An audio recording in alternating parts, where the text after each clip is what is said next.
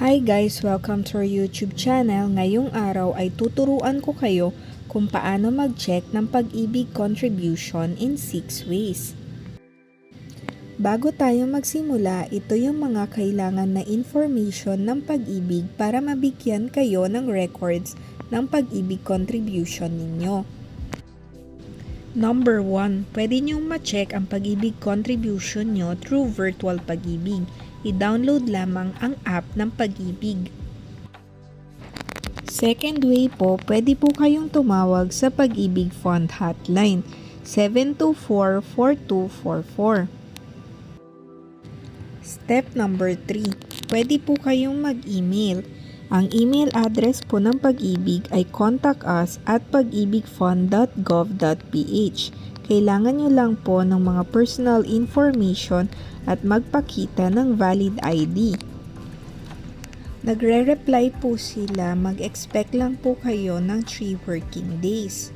Ito po yung sample template para hindi na po kayo mahirapang mag-email.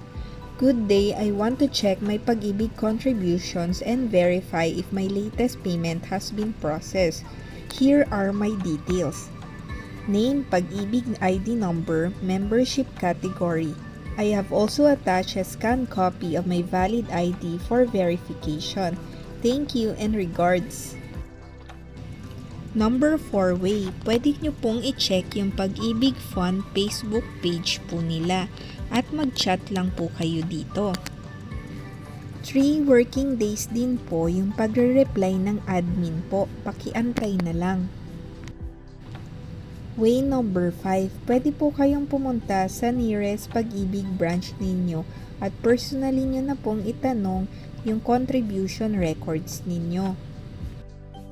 Para naman po sa mga OFW na gustong makita ang kanilang Pag-ibig contribution records, pwede nyo po itong i-access through OFW Members Contribution Verification System.